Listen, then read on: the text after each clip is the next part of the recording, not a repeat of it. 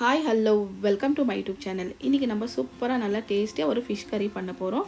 சங்கரா மீன் வச்சுட்டு தான் நம்ம இதில் ஃபிஷ் கறி பண்ண போகிறோம். சங்கரா மீன் வந்து நல்லா சூப்பராக நல்லா டேஸ்டியாக இருக்கும்.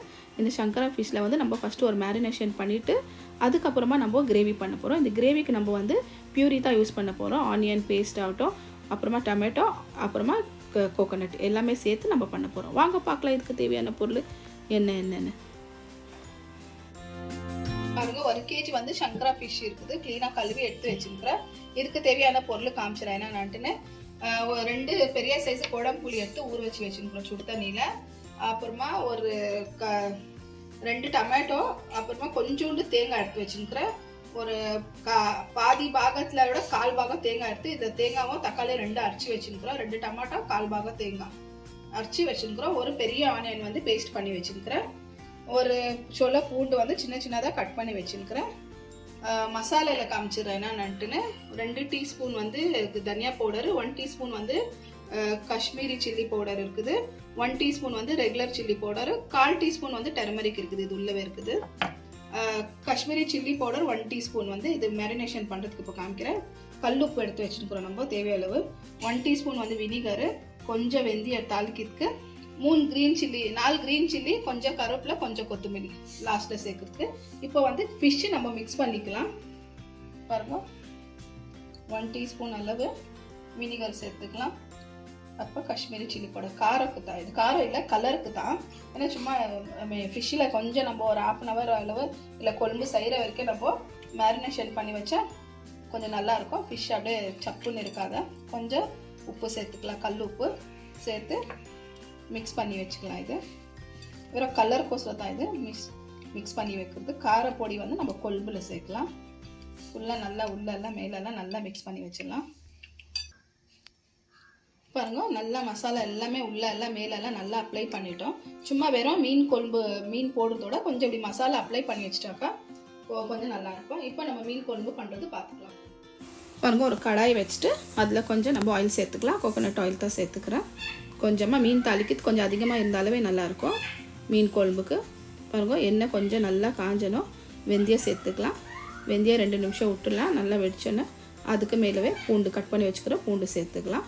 பூண்டுக்குற 2 நிமிஷம் எல்லாமே கொஞ்சம் வதக்கி விட்டுக்கலாம். பூண்டு கொஞ்சம் வெந்தயம் ஆகட்டும், பூண்டாகட்டும் நல்லா வதக்கி விட்டுக்கலாம்.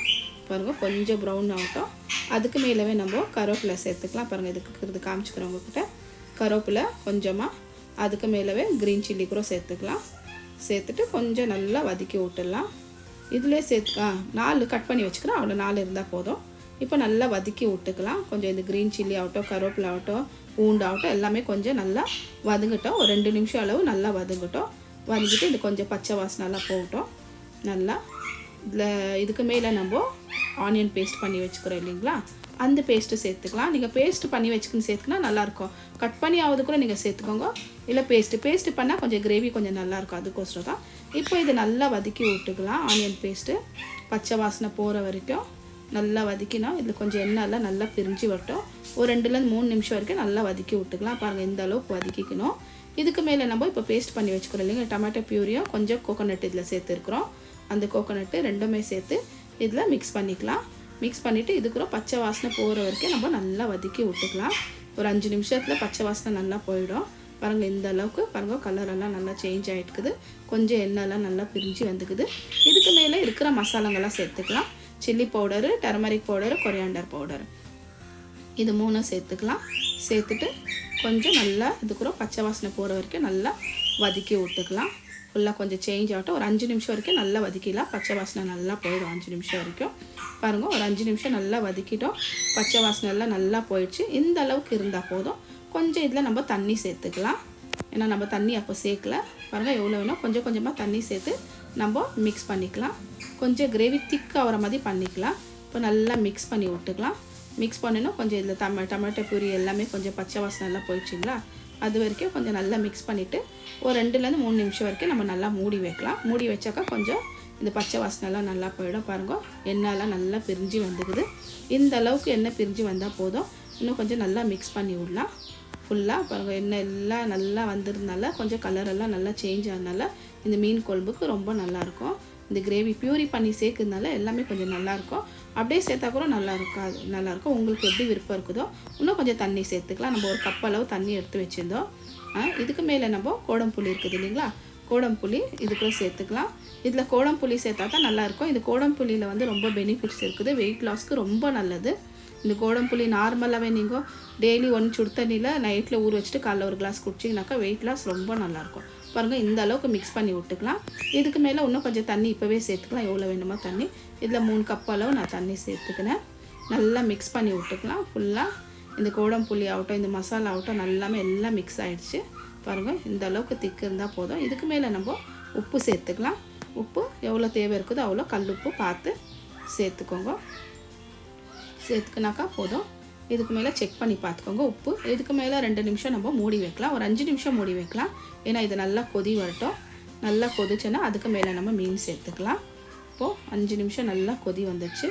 பாருங்கள், இந்த அளவுக்கு மீன் நல்லா கொழும்பு நல்லா இந்த அளவுக்கு ஆயிடுச்சு. கொஞ்சம் கொழும்பு வந்து தண்ணி இருந்தால் தான் நல்லாயிருக்கும், ரொம்ப கெட்டி இருந்தால் நல்லா இருக்காது. மீன் கொழும்பு எண்ணெயெல்லாம் நல்லா பிரிஞ்சு வந்துக்குது. பாருங்கள், இந்த அளவுக்கு இருந்தால் போதும். ஃபுல்லாக இப்போ நம்ம இந்த ஊற வச்சு வந்த இந்த மீன் இல்லைங்களா, அதை சேர்த்துக்கலாம். பாருங்கள், ஒரு அரை ஹவர் நல்லா ஊறிச்சு மீன். இந்த ஊறுனால இந்த மசாலாலாம் இந்த சங்கரா மீனில் கொஞ்சம் எப்போவுமே கொஞ்சம் சப்புன்னு இருக்கும்.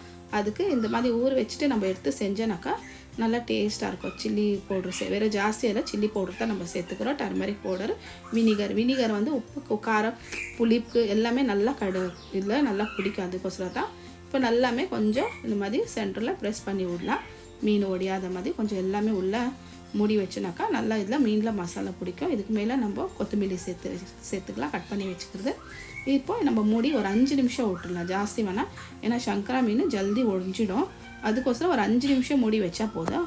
பாருங்கள், ஒரு 5 நிமிஷம் நம்ம மூடி வச்சிட்டோம். மீனெல்லாம் நல்லா வெந்துடுச்சு. பாருங்கள், பார்த்தாலே தெரியுது. பாருங்கள், மீன் ஒரு சைடு ஃபுல்லாக மேலெல்லாம் கொஞ்சம் வெந்துட்டுக்குது. நல்லா கொஞ்சம் இந்த தோலெல்லாம் உறிஞ்சிருக்கிற மாதிரி இருக்குது. பாருங்கள், கொஞ்சம் நம்ம இப்படி சைடு மிக்ஸ் பண்ணி விடலாம், மேலே கீழே திருப்பி விடலாம். மீன் கொஞ்சம் மசாலாலாம் நல்லா பிடிக்கிட்டோம் உள்ளே நல்லா கொழும்புல. இந்த அளவுக்கு மீன் நம்மளுக்கு ஆன போது ஜாஸ்தி வேவுறது வேண்டாம், ஜாஸ்தி நம்ம திருப்புறதுக்குற வேண்டாம். பாருங்கள், ஒரு மீன் எடுத்து காமிக்கிறேன். பாருங்கள், மொல்லமாக எடுத்து பாருங்கள், இந்த அளவுக்கு நல்லா வெந்திருக்குது. இன்னும் ஜாஸ்தி விட்டோனாக்கா மீன் ஒடிஞ்சிடும். இந்த மீன் வந்து ரொம்ப மெதுவான மீன். இதுக்கு மேலே இன்னும் கொஞ்சம் கொத்தமல்லி சேர்த்துக்கலாம், நம்ம கருவேப்பிலையும் சேர்த்துக்கலாம். இருக்கிறது நல்லா கொஞ்சம் ஃப்ளேவர் நல்லாயிருக்கும். அதுக்கோசரம் தான் பாருங்கள், சூப்பரானது நம்ம வந்து சங்கரா ஃபிஷ் கறி ரெடி ஆகிடுச்சு. இந்த வீடியோ உங்களுக்கு கண்டிப்பாக பிடிச்சிருக்கோன்னு நினைக்கிறேன். இந்த வீடியோ பிடிச்சிருந்தா ஒரு லைக் பண்ணுங்கள், ஷேர் பண்ணுங்கள், மறக்காத சேனலுக்கு சப்ஸ்கிரைப் பண்ணுங்கள். பாய்.